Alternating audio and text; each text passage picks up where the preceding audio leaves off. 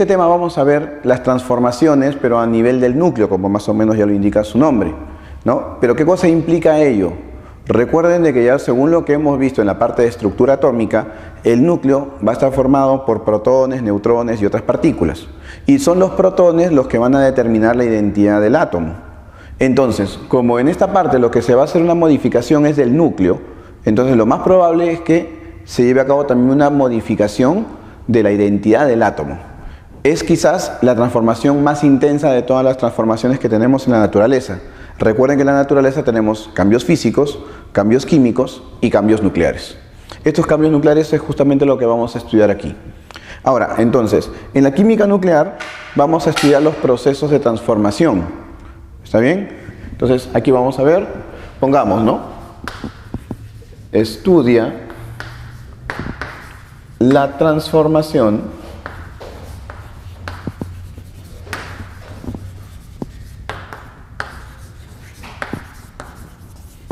del núcleo atómico.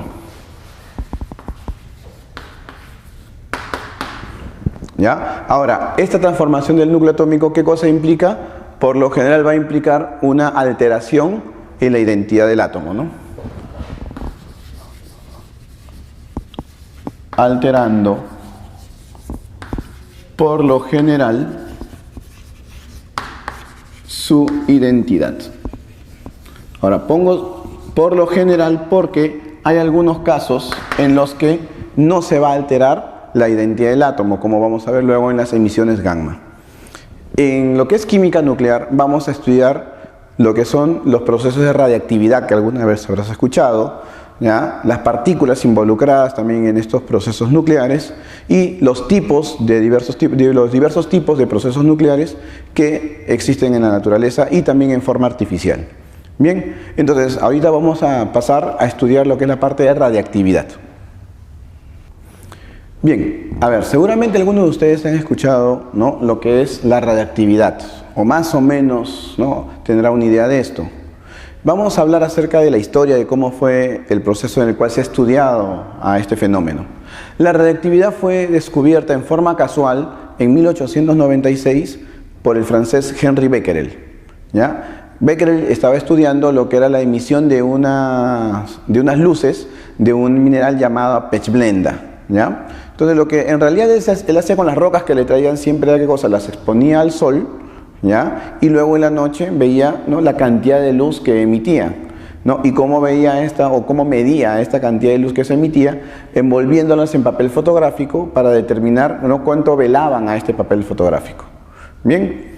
Pero resulta de que un día, ¿no?, le traen este mineral ruso, pechblenda, y sucede que este mineral vela las placas fotográficas sin necesidad de haber sido expuesta a la luz del sol. Por lo tanto, entonces, ¿qué implica esto? De que esta roca comenzaba a emitir por sí solo una radiación misteriosa, decía él, ¿no?, que tenía una naturaleza similar a lo que Röntgen había descubierto un año antes y que le había llamado rayos X. Bien, entonces vamos a poner aquí en la primera parte, ¿ya? En 1896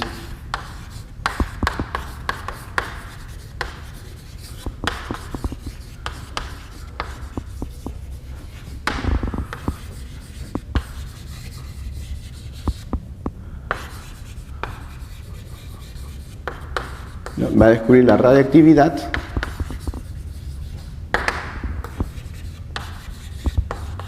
en rocas denominadas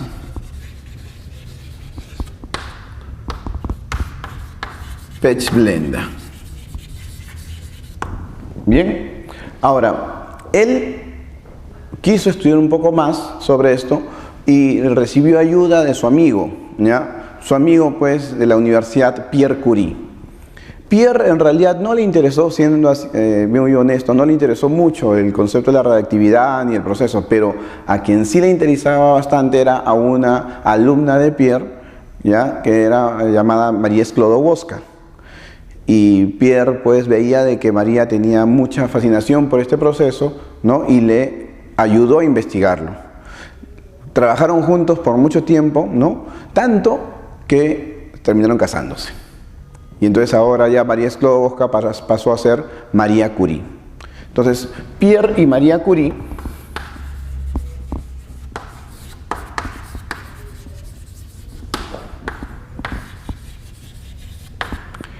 continúan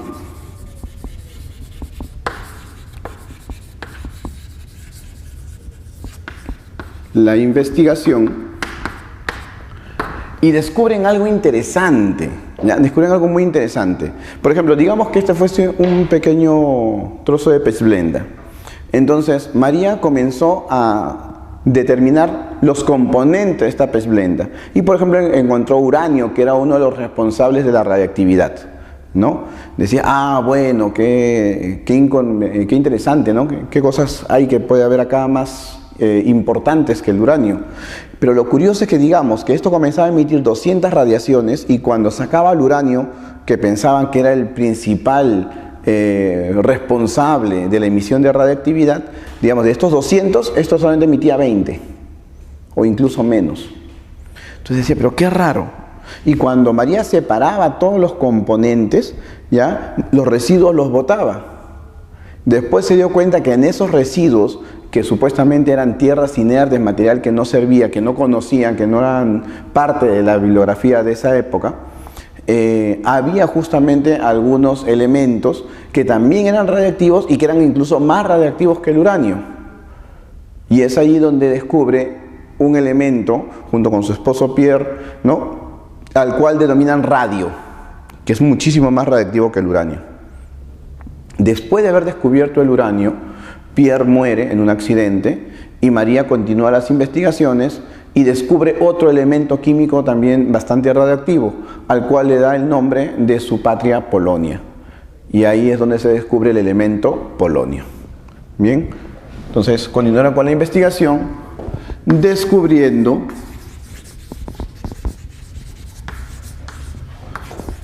la existencia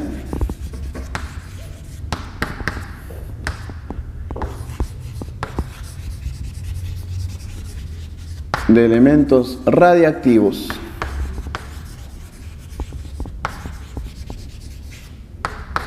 como el polonio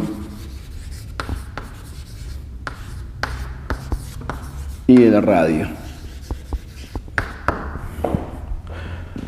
Es por ello que, debido a estas investigaciones, María con Pierre primero ganan el Premio Nobel de Física por el descubrimiento del radio, y luego, cuando María continúa con las investigaciones, también descubre el elemento polonio y gana el Premio Nobel de Química, ¿no? María Sklodowska, o también llamada María Curie, es pues la única mujer hasta el momento que ha ganado 2 premios Nobel en ciencia. Bien, y lo curioso es que también su hija Irene ganó un premio Nobel por la radiactividad artificial, que veremos luego. Bien, ahora, esto es la forma en la cual se ha descubierto, es una cuestión de reseña histórica, pero ¿qué entendemos por radiactividad? ¿Ya? La radiactividad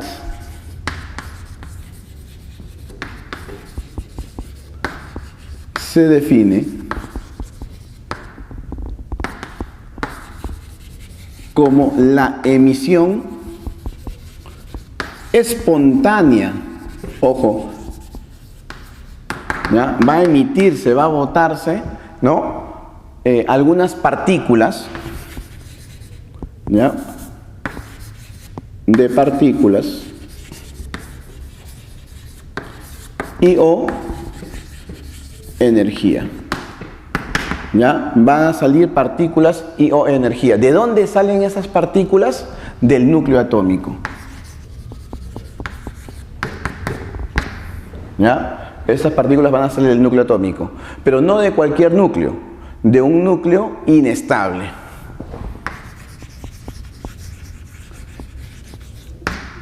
Entonces, es un núcleo, usualmente son núcleos grandes, ¿ya?, pesados, o también pueden ser núcleos pequeños pero que tienen un alto contenido energético, ¿ya? Entonces, ¿qué cosa es lo que hace? Como el núcleo es pesado, para poder estabilizarse, ¿qué hace? Comienza a botar partículas, entonces disminuye su masa y con eso ya se estabiliza un poco. Por eso es que se emiten partículas y también se van a emitir, ¿no?, paquetes de energía. Pero ¿para qué cosas se emiten estas partículas o esta energía? para poder alcanzar una mayor estabilidad, ¿ya? Con el fin de generar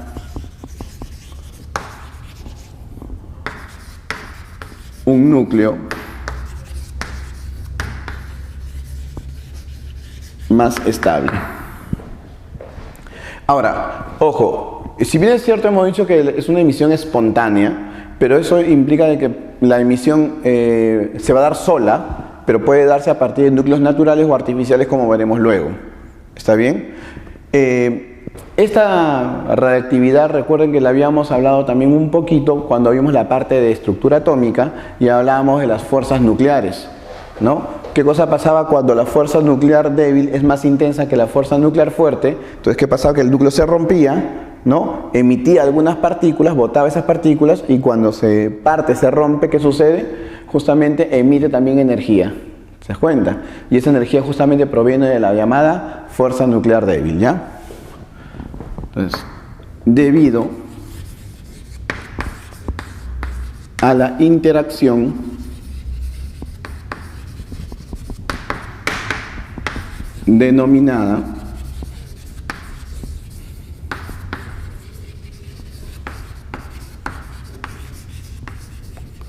fuerza nuclear débil. Y recuerden que esta fuerza nuclear débil es generada por la interacción de bosones. Bien, ya, esa sería la primera parte. Ahora vamos a ver justamente que cuando María descubre el polonio, hay otros científicos que van a tratar de investigar más sobre el tema. Uno de ellos fue un neozelandés, ¿no? Ernest Rutherford. Y Ernest Rutherford quería determinar la naturaleza y las características de la radiactividad. Y para eso realizó un experimento. Vamos a ver el experimento.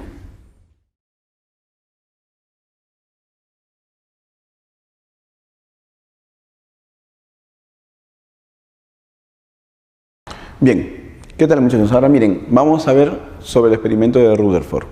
Rutherford lo que hace es querer determinar la naturaleza de la radiactividad. Quiere saber si tiene masa, si no tiene masa, si tiene carga, no tiene carga. Entonces, para eso le pide un poco de polonio a María Curie, pero ya se sabía para esa época de que el polonio podía generar problemas a nivel de la salud, ¿no? Porque ustedes saben que la exposición a estos materiales genera cáncer.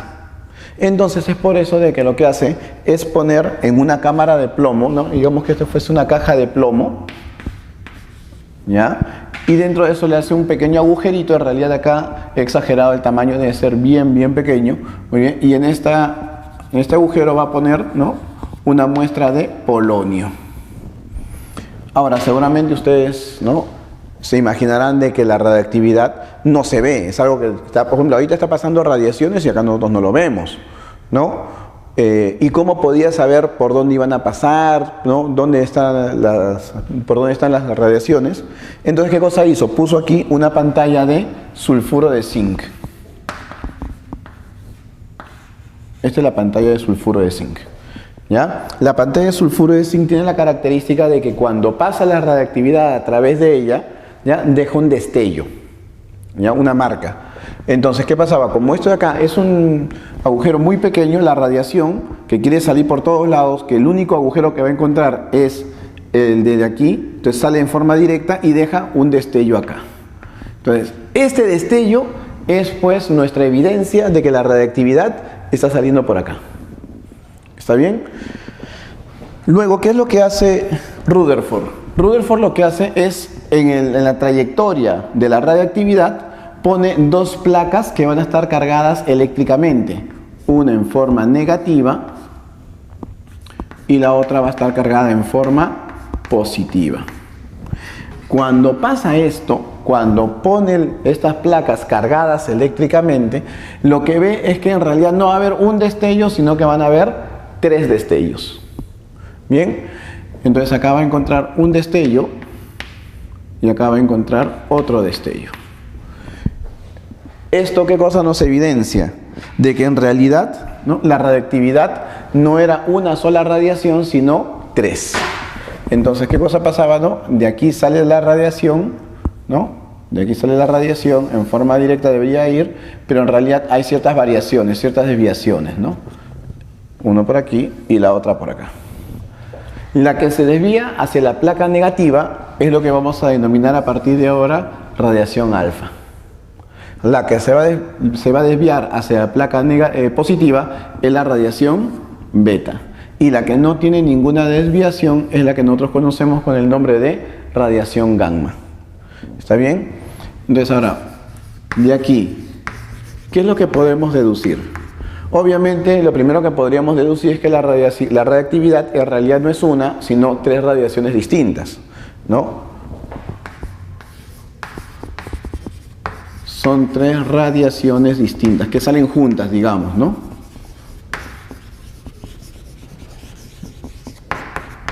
Ahora, ¿qué me puedes decir sobre la radiación alfa? ¿Qué carga tendría? A ver, de aquí, ¿qué cosa podríamos deducir? Si ustedes se dan cuenta, la radiación alfa se va a desviar hacia donde tenemos el polo negativo. ¿Eso qué implicaría? Recuerden que los opuestos se atraen. Entonces, ¿la radiación alfa qué carga tiene? ¿Positiva o negativa? Claro, tendría una carga del tipo positiva, ¿no? Entonces acá vamos a poner acá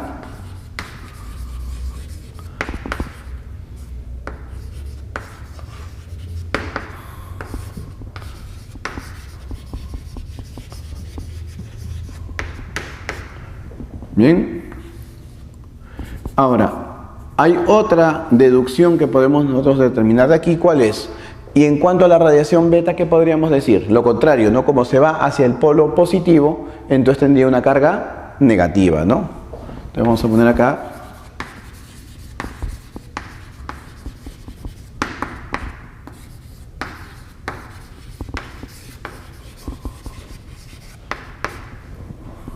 ¿está bien? Ahora, ¿y la radiación gamma?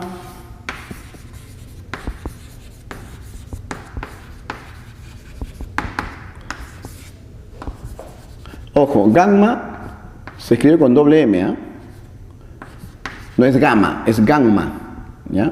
Que nosotros lo vamos a anotar así, es neutra, ¿ya?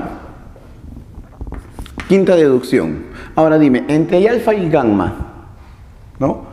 Podemos notar de que la desviación es pequeña. Ahora, entre beta y gamma, la desviación es mayor. ¿Qué podríamos decir nosotros eso respecto a su masa?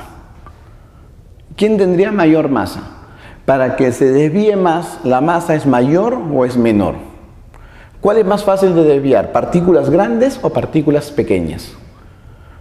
Obviamente, partículas pequeñas son más fáciles de desviar.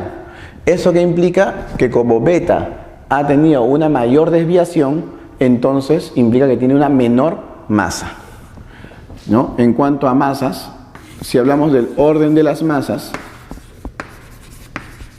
entre alfa y beta, ¿quién tendría mayor masa? Alfa tendría mayor masa, por eso es difícil de desviar. Entonces, alfa es mayor que beta. ¿Está bien? Teniendo en cuenta estas cosas, se han hecho muchos más estudios y ya se ha determinado la existencia de diversas partículas que van a participar en lo que nosotros conocemos con el nombre de procesos nucleares.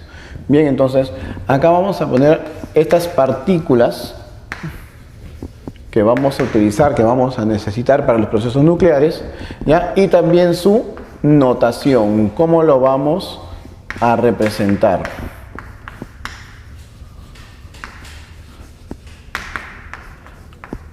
Vamos a utilizar para la notación, ¿no? También lo que es la notación nuclídica. Ustedes recordarán que en la notación nuclídica poníamos el símbolo, en la parte inferior izquierda estaba la carga nuclear, ¿no? Conocido comúnmente como número atómico, y en la parte superior izquierda o superior derecha iba el número de masa, que era la cantidad de protones y neutrones en total. Entonces veamos, cuando hablamos de la partícula alfa, ¿ya? Lo podemos representar así. También en realidad puede ser así, porque cuando se ha encontrado, ¿no?, las características de la partícula alfa, se ha determinado pues de que en realidad está formado por núcleos de helio. Por eso lo puedes poner alfa o puedes poner helio, número atómico 2, número de masa 4. O también puede ser otra forma así, alfa 2, 4, si te sientes cómodo. ¿Está bien? pero recuerda que son núcleos de helio. Bien, en cuanto a la partícula beta, la partícula beta es bastante curiosa. ¿Por qué? Porque la partícula beta en realidad es un electrón. Y aquí, claro, hay una cierta contradicción, ¿no? Porque nosotros sabemos que los electrones están presentes solamente en la parte externa al núcleo, la llamada zona extranuclear, no en el núcleo. Pero vamos a ver en un momento cómo es que se genera realmente esta partícula beta debido a lo que viene a ser la descomposición de los neutrones, ¿ya? Entonces, cuando hablamos de la partícula beta, ¿qué estamos hablando? De un electrón. Ahora, dígame, ¿el electrón qué carga tiene? ¿Se acuerdan? ¿Positiva o negativa? Es una carga negativa, ¿sí o no? ¿De cuánto? -1. Y como no tiene protones ni neutrones, su número de masa sería 0. Ahora también lo puedes poner así, ¿no? Beta -1, 0. ¿Está bien?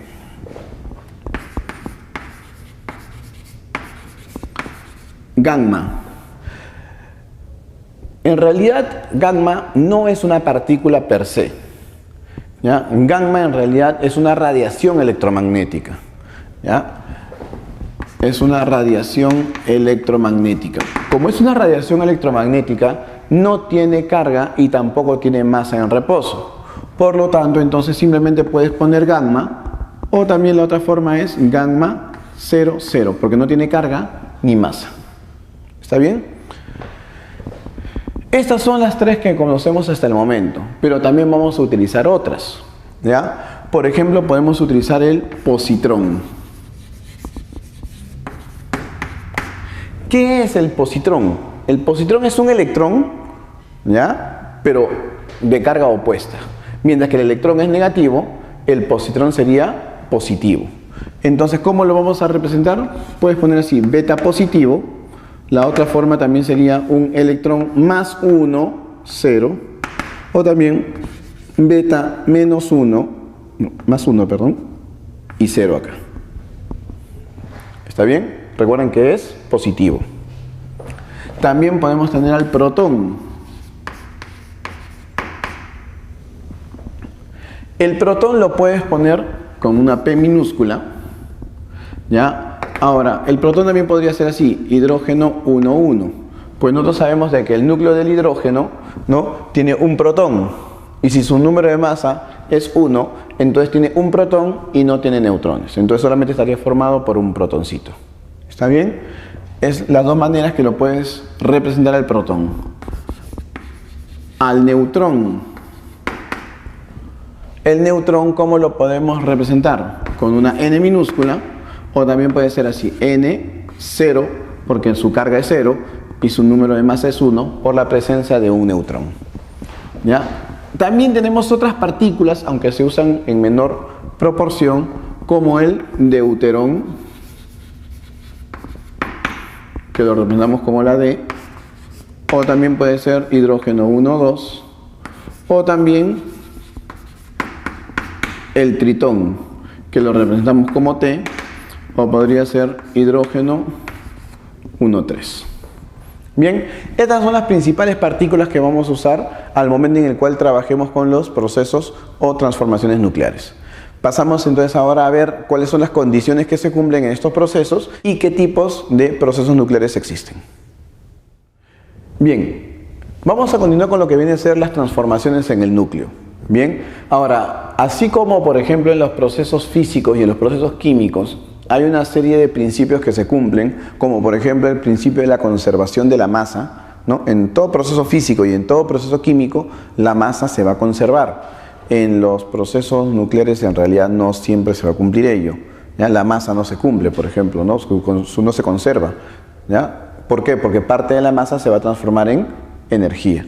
Entonces va a pasar lo mismo aquí, ¿no? Que tenemos que ver entonces ya si no se va a conservar la masa, ¿qué cosa es lo que se va a conservar? ¿Cómo podemos nosotros determinar los productos que se van a generar? O también determinar pues las características de los procesos nucleares. Entonces acá vamos a ver qué es lo que se cumple. Vamos a tener dos condiciones importantes. La primera es la conservación de la carga. No se conserva la masa, pero sí se conserva la carga. Y la carga a nivel del núcleo la carga nuclear es lo que nosotros conocemos con el nombre de Z, ¿no? El número atómico. Recuerden que cuando hablamos de número atómico dijimos también denominado carga nuclear. ¿Está bien? Entonces, como debe cumplirse la conservación de esta carga nuclear, entonces, ¿qué va a pasar acá? Que la sumatoria de los Z, de las cargas nucleares, tiene que ser necesariamente constante. Y eso lo vamos a ver en todos los procesos nucleares. Bien, otra cosa que también debe conservarse es la cantidad de nucleones fundamentales. ¿Está bien? Entonces también, ¿qué cosa es lo que se va a cumplir aquí? Que la sumatoria de los números de masa, que justamente el número de masa que me indica la cantidad total de nucleones fundamentales, ¿ya? Tiene que ser constante. ¿Estamos de acuerdo? Entonces, esas son dos condiciones. Ahora, considerando estas condiciones, vamos a ver, de acuerdo al mecanismo de la transformación, qué tipos de procesos nucleares existen, ¿no?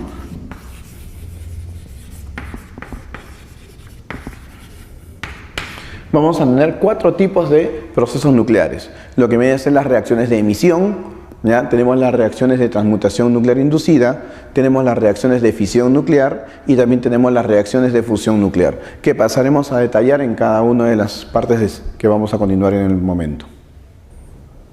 Bien, vamos a ver ahora los tipos de procesos nucleares, ¿ya? Existen una clasificación, como hemos indicado, de acuerdo al mecanismo por el cual los núcleos se transforman, ¿ya? Existen 4 tipos, ¿no? Habíamos hablado acerca de las reacciones de emisión, luego la transmutación, luego la fisión y también la fusión. Comenzamos entonces con las reacciones de emisión, también llamadas reacciones de decaimiento o también le dicen a veces desintegración, ¿ya? Entonces, comenzamos con emisión.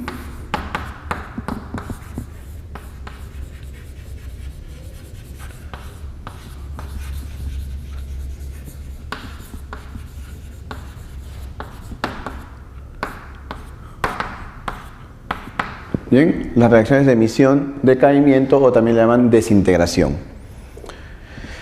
Estas características importantes, ¿no?, que va a tener las reacciones de decaimiento o de desintegración es que hay un solo núcleo que va a generar varios componentes, ¿ya? ¿Estamos de acuerdo? Ahora, dependiendo de ese núcleo que va a generar estos componentes, vamos a tener 2 tipos de reacciones de decaimiento, ¿ya? Tenemos las reacciones de emisión o decaimiento natural, ¿ya? O también las de artificial.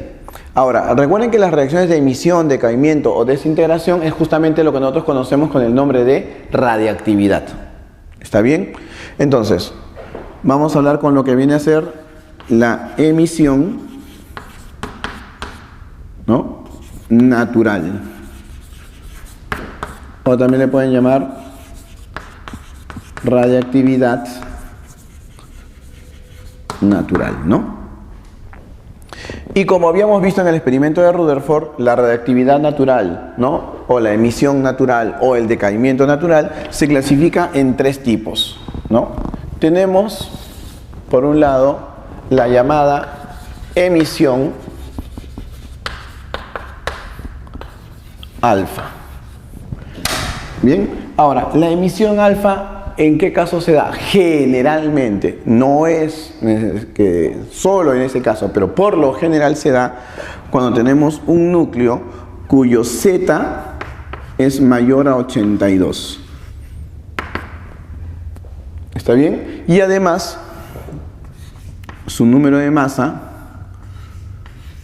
es mayor a 200. ¿Ya? Esas son las condiciones. Bien, entonces, ¿qué es lo que va a suceder? ¿No? Por ejemplo, si yo tengo un núcleo de uranio 92, 238, dígame, ¿este núcleo cumple las condiciones? ¿Su Z es mayor que 82? Sí, 92. ¿Su número de masa es mayor que 200? Sí, es 238. Entonces, lo más probable es que este núcleo emita alfa. Y como va a emitir alfa, ¿no?, nosotros ya sabemos que va a emitir alfa, ¿qué más? ¿Qué va a pasar? Cuando emite alfa, su identidad cambia, ¿ya? ¿Y qué cosa más en qué se va a transformar? Veamos. Sabemos nosotros de que alfa en realidad es un núcleo de helio. Y como es un núcleo de helio, su número atómico es 2, y su número de masa es 4. ¿Está bien? Como acá es 92 y acá es 2, para que se dé la conservación de la cantidad de carga nuclear, entonces acá tendría que ser 90 necesariamente.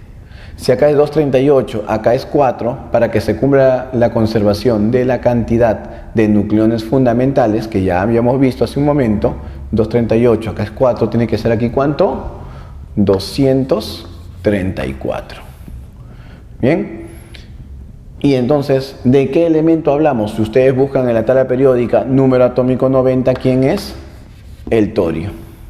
Entonces, ¿qué sucede? Que el uranio ya se va a transformar en torio, emitiendo partículas alfa, y siempre que se emite una partícula se emite energía, usualmente en forma de gammas o neutrinos. Bien, entonces aquí más o menos la idea es esta, ¿no? Tengo este núcleo de uranio, ¿no? 92, 238, ¿y qué ha pasado? Esto se ha transformado en un núcleo un poco más pequeño, que es el de torio, 90, 234, muy bien, y ha emitido una partícula alfa, y también, ¿qué cosa ha hecho? Ha emitido energía en forma de gamma. Bien, a este de aquí se le conoce con el nombre del núcleo padre. ¿Ya? Este de acá es el núcleo hijo. ¿Ya? Esta sería la partícula emitida. ¿Estamos de acuerdo? ¿Ya? Ese es en cuanto a la emisión del tipo alfa. Tenemos la también conocida con el nombre emisión beta o emisión electrónica. Bien, ¿cuándo se da la emisión beta? La emisión beta se va a dar en núcleos, ¿no? Por lo general, se dan núcleos en los cuales el número de neutrones es mayor que el número de protones. ¿Ya? La condición es esa: el número de neutrones es mayor que el número de protones. Y nosotros sabemos que el número de protones, ¿quién es? El Z. ¿Ya? Esto es lo que sucede por lo general. Ahora, ¿por qué? Porque recuerden que como hay acá un exceso de neutrones, ¿ya? Hay un exceso de neutrones, entonces, ¿qué dijimos en la sesión anterior? De que el neutrón, como es inestable, ¿qué cosa es lo que hace? Se transforma en un protón y en un electrón. El protón se queda en el núcleo y el neutrón, ¿no? Que se transforma en protón y electrón, ¿no? Se transforma en ese protón, bota un electrón, y ese electrón es lo que nosotros conocemos con el nombre de partícula beta. Bien, entonces, por ejemplo, ¿no? Tenemos este emisor beta, carbono 14. ¿Ya? El carbono 14 ¿cumple la condición o no cumple la condición? A ver, veamos. ¿Cuánto es el número de protones aquí? ¿Ah? 6, ¿cierto? Que es su Z. El número de neutrones, ¿se acuerdan cómo llamábamos número de neutrones? Era número de masa menos número atómico. Entonces, hay 8. Entonces, ¿qué es lo que notamos? Que la cantidad de neutrones es mayor que la cantidad de protones. Por lo tanto, es muy probable que emita beta. Entonces va a emitir beta. Y tú ya sabes de que beta es un electrón. ¿Cómo lo íbamos a representar? Menos 1, 0. ¿Está bien? ¿Qué más? Ahora, veamos. Ya, perfecto. Entonces, tenemos esto, que el carbono 14, este es el núcleo padre. ¿Qué cosa es lo que va a hacer? Se va a transformar en un núcleo hijo y va a emitir beta, ¿no? Esta es la partícula emitida. Y obviamente también emite energía en forma de gamma. Pero la pregunta es, ¿y quién es este núcleo hijo? ¿Cómo podríamos determinarlo? Bueno, acá, si este es 6 y este es menos 1, para que se cumpla la conservación de la carga nuclear, ¿cuánto debe ser el número atómico del núcleo hijo? Tendría que ser 7, ¿cierto? Porque tú ya sabes de que si acá es 6, acá también la suma de estos dos debe darme 6. Como él es menos 1, este necesariamente tiene que ser 7. Ahora, si este es 14 y este es 0, acá también tiene que ser 14. Buscamos en la tabla periódica quién es número atómico 7, nitrógeno. Bien, entonces acá tendríamos de que este carbono se transforme en nitrógeno ¿Está bien? Emite la partícula beta y emite también energía. ¿Estamos de acuerdo? ¿Ya? La emisión beta, entre la emisión alfa y la emisión beta, notamos pues de que la emisión beta genera isóbaros, ¿no? ¿Por qué se dice que son isóbaros? Porque el número de masa es igual, como te puedes dar cuenta. Ya siempre que se emite la partícula beta, ¿ya? Esta partícula beta va a generar un núcleo hijo que va a ser isóbaro con el núcleo padre. Bien, ahora miren, vamos a hablar de la tercera emisión. ¿Cuál sería? La emisión gamma. Ahora, aquí la condición es que sea un núcleo metaestable. No es una condición en cuanto a su composición, sino más bien una condición en función a la energía. Un núcleo metaestable es aquel núcleo que su energía es alta, ¿ya? Y usualmente lo vamos a representar con una M minúscula o con un asterisco. Bien, por ejemplo, ¿no? Si yo tuviese aquí el tecnesio 99, usualmente lo ponen así, ¿no? Así he visto en los textos, o también lo puedes poner así, tecnesio. Esta M de acá significa metaestable. Entonces, ¿qué es lo que hace? Como es inestable porque tiene alta energía, se va a transformar en el tecnesio 99, ¿ya? Pero que ya no va a ser metaestable, ya va a ser más estable esto, y para eso, ¿qué hace? Emite gamma. Como ustedes pueden darse cuenta, en esta emisión no hay cambio en la identidad del núcleo, a diferencia de los dos anteriores, ¿no? O sea, el núcleo padre, ¿ya?, se va a transformar en el núcleo hijo, que es idéntico a él, solamente que tiene menos energía. Y para tener menos energía, emite la radiación gamma. Entonces acá, por ejemplo, acá tengo el tecnesio 99M de metaestable, y acá voy a tener el tecnesio 99, que es el tecnesio de mayor estabilidad. ¿Se dan cuenta? ¿No? Y para eso, ¿qué hace? Emite energía. Bien, recuerden que la radiación gamma, al ser una radiación electromagnética, es energía pura. Y como es energía pura, es más fuerte, digamos, más intensa en cuanto a la penetración de materiales. Por eso es también de que cuando pasa radiación gamma a través de los seres vivos, ¿no?, esta genera cambios a nivel del ADN. Es por eso que se dice que es mutagénica, ¿ya? Y es la más peligrosa para los seres vivos. Bien, pasamos entonces ahora a lo que sería la radiactividad artificial, ¿ya? Bien, la radiactividad artificial fue descubierta, o realizada en realidad, no tanto descubierta, en 1934 por la hija de María Curie, ¿no?, Irene Curie, que también junto con su esposo Frédéric Joliot estudiaron este proceso. Ahora, ¿en qué se diferencia de las anteriores? Solamente que el núcleo no es un núcleo natural, ¿ya? Es un núcleo artificial, es un núcleo creado en laboratorio. Entonces vamos a poner acá, se da a partir de núcleos artificiales.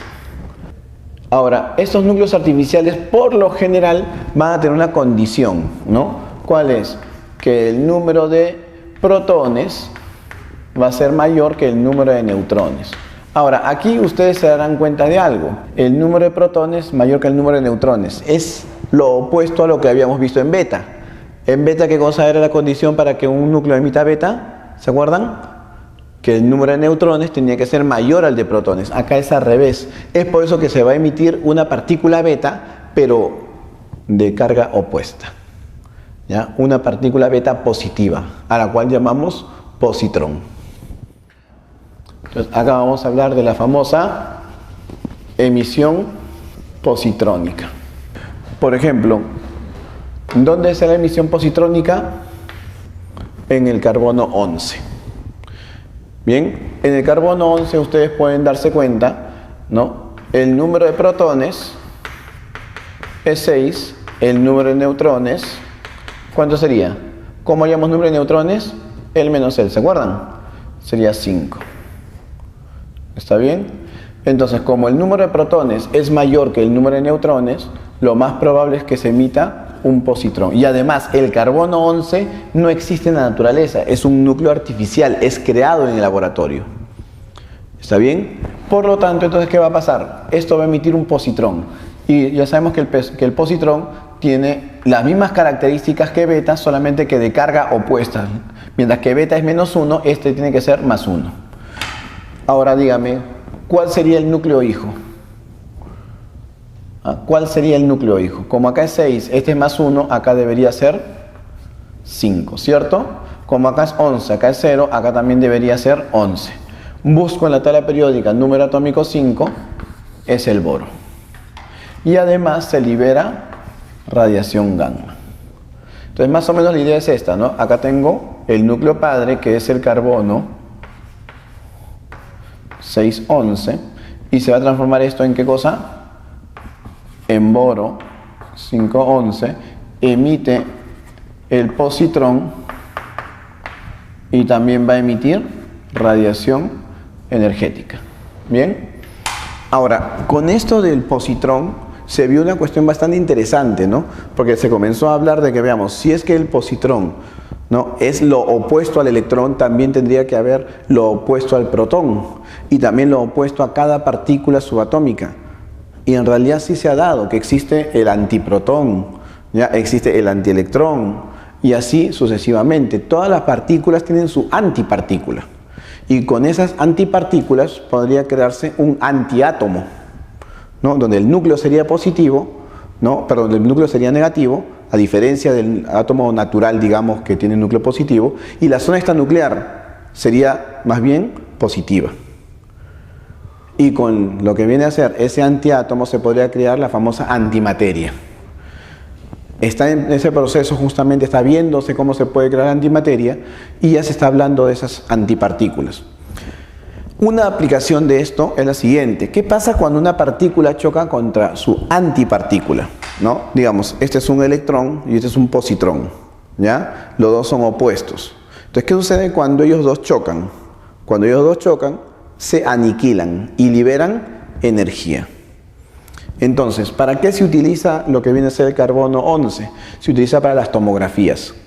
Entonces, ¿qué cosa es lo que hace? Cuando una persona se está haciendo una tomografía, se pone el carbono 11 alrededor de esta persona, este carbono 11 emite radiación del tipo positrónica, emite los positrones, ¿ya? Llegan hasta el cerebro y ustedes saben de que el cerebro funciona por radiaciones eléctricas, ¿no? Por lo que viene a ser corriente eléctrica, electrones que fluyen. Entonces, cuando ese electrón que fluye choca con el positrón, ¿no?, se aniquilan y emiten energía. Por lo tanto, entonces ya sabemos que si está emitiéndose energía de ese lado es porque hay electrones, y si hay electrones es porque el cerebro está funcionando adecuadamente.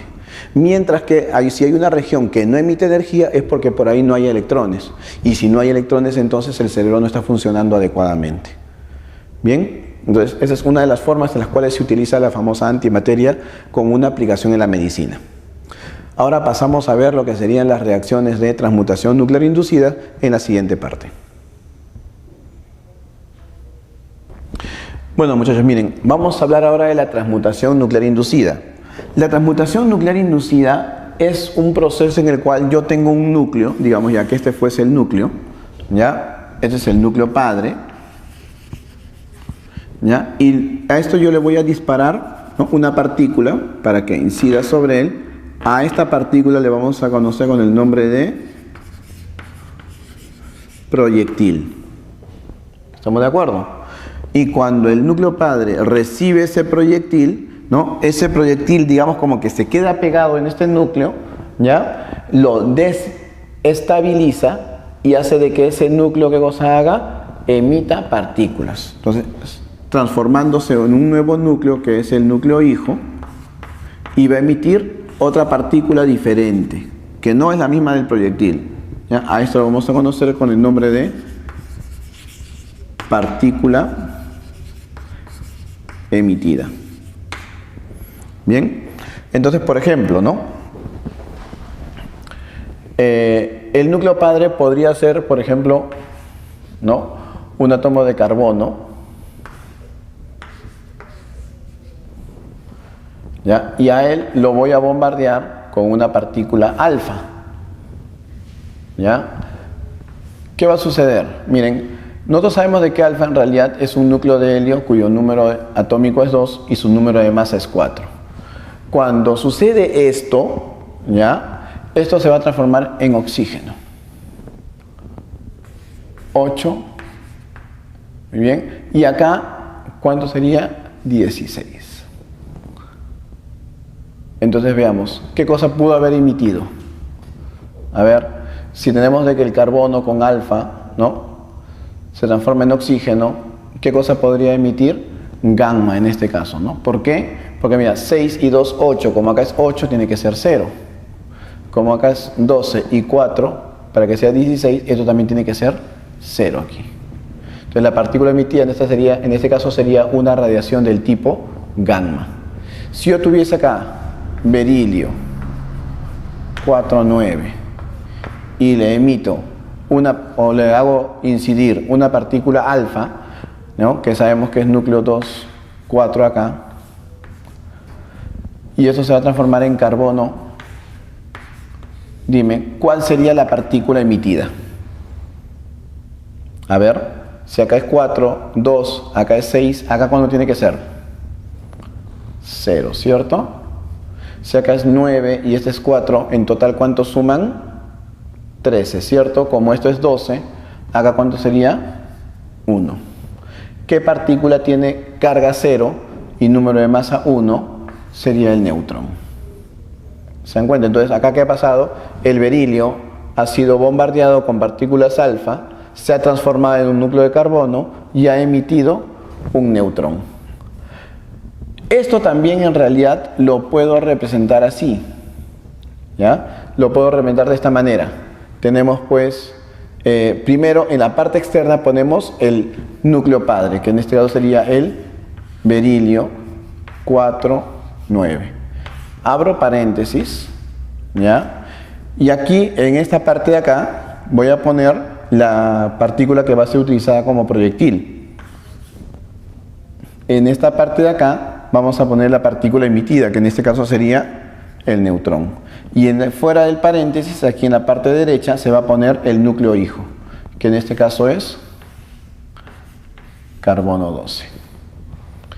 ¿Está? Esa es otra forma de representar a lo que vienen a ser las transmutaciones nucleares inducidas.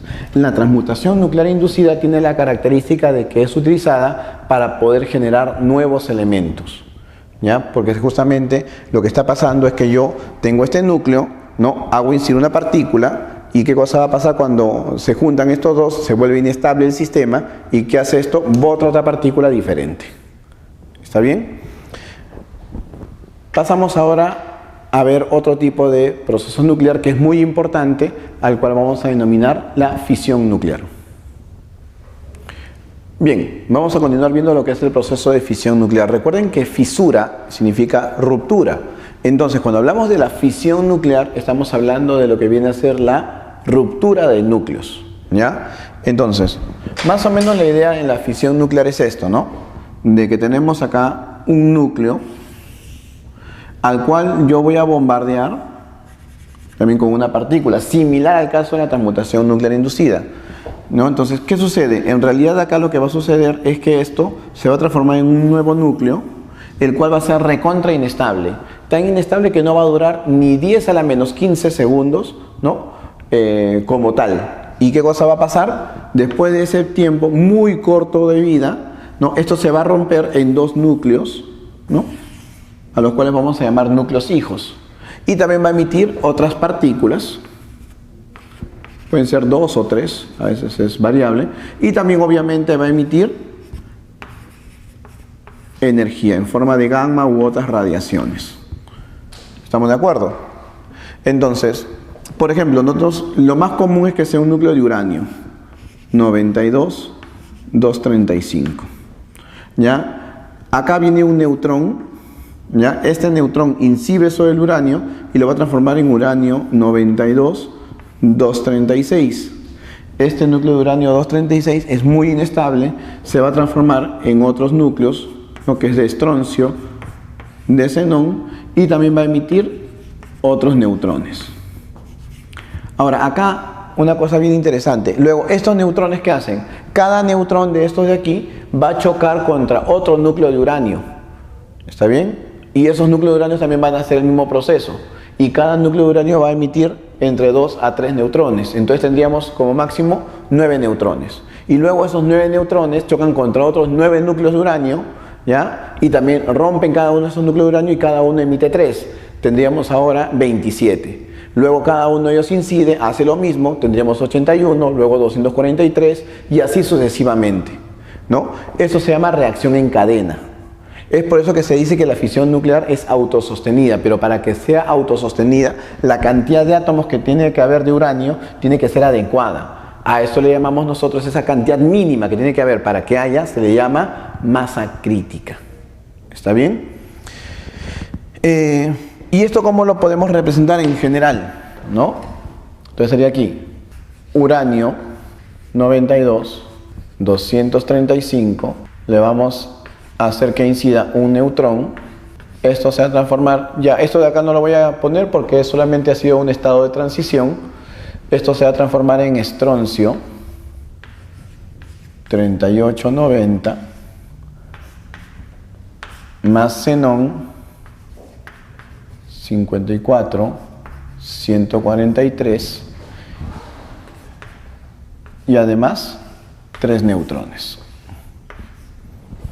¿Estamos de acuerdo? Ahora, una cuestión que también debemos tener en cuenta. Los núcleos son variables. Bueno, en este caso he puesto yo estroncio y xenón, pero podría ser itrio, ¿no? Podría ser lantano u otras cosas que también pueden formarse, ¿ya? He puesto 3 neutrones, pero puede ser entre 2 o 3. En realidad el promedio son 2,4 neutrones los que se forman. ¿Bien? Entonces, en general, ¿qué podemos decir? La fisión implica la ruptura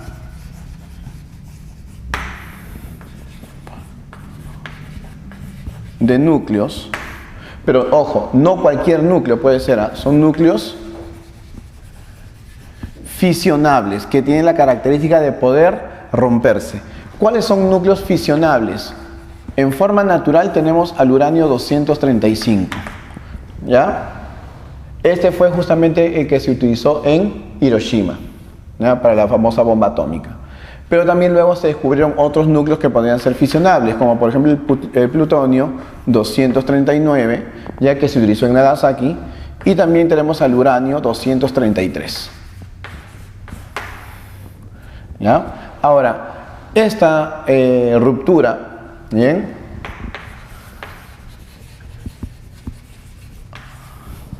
Generando núcleos más pequeños, pero además de que generan núcleos más pequeños, también tiene otra característica, de que estos núcleos usualmente son radioactivos.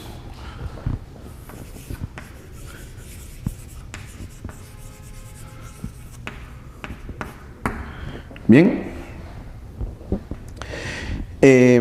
Ahora, en cuanto al mecanismo, debemos tener en cuenta algo que es importante. Este neutrón que vamos a utilizar tiene que ser un neutrón lento. ¿Para qué? Para que cuando llegue contra el núcleo y choque, ya, no solamente haga una colisión y luego, ¿no?, cambie su trayectoria, sino de que es lento el neutrón. Entonces, ¿qué pasa? Se queda pegado ahí y hace el proceso de fisión. Entonces, el neutrón tiene que ser lento. Y otra característica es que los neutrones que se emiten aquí son neutrones rápidos. Es por eso que si yo quiero de que estos neutrones puedan romper a otros núcleos de uranio, estos neutrones de acá tienen que ser desacelerados. Es por eso que usualmente este proceso de fisión nuclear que se lleva a cabo en las centrales nucleares ya tiene que ser bajo el agua. ¿Para qué? Para que cuando los neutrones pasen a través del agua se desaceleren y transformándolos en neutrones lentos y que ya puedan llevar a cabo el proceso de fisión. ¿Ya? Otra cosa que también es importante es que si yo quiero controlar el proceso, en algún momento quiero detenerlo, ¿qué tengo que hacer?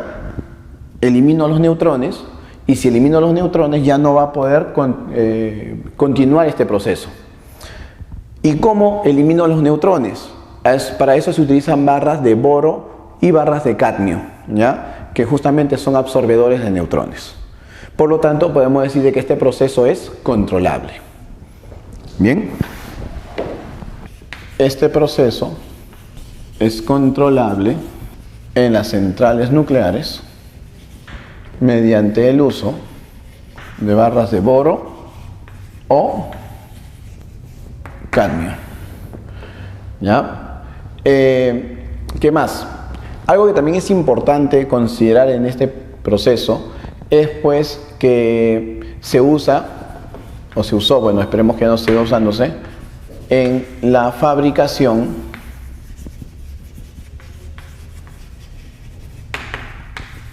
de bombas atómicas.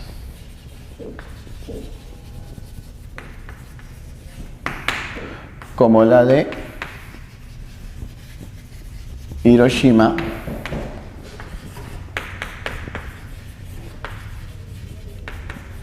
y Nagasaki.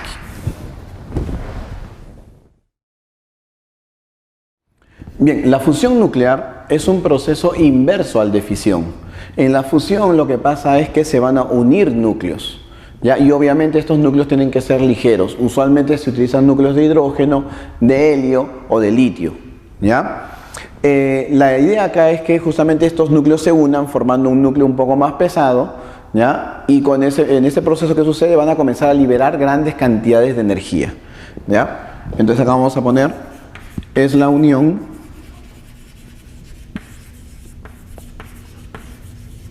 de núcleos ligeros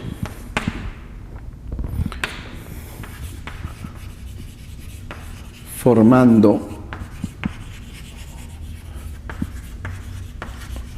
nuevos núcleos y liberando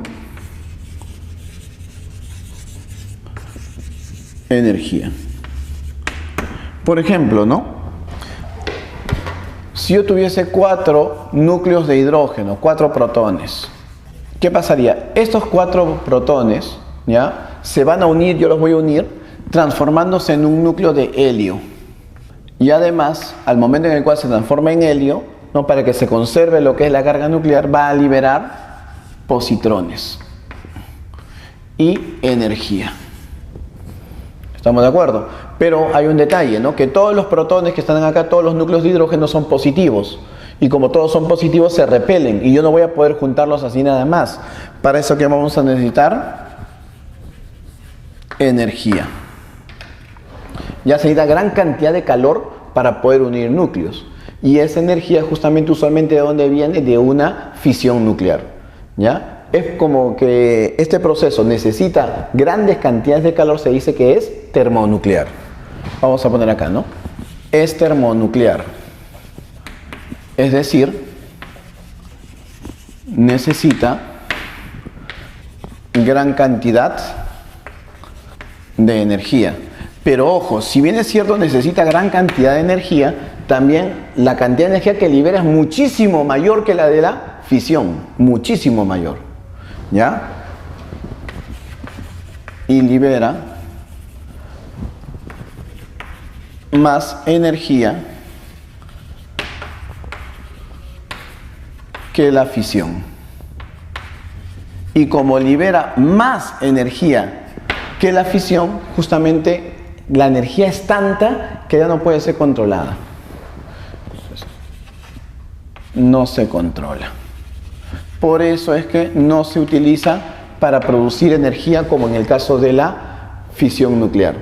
Esta transformación nuclear que vamos a trabajar aquí es la que se da en forma espontánea en las estrellas, ¿no? Ustedes habrán escuchado de que las estrellas, su combustible es el hidrógeno. El hidrógeno se transforma en helio, ¿no? Libera gran cantidad de energía, ¿no? Y además, pues, hace la transformación en un elemento que es bastante estable químicamente.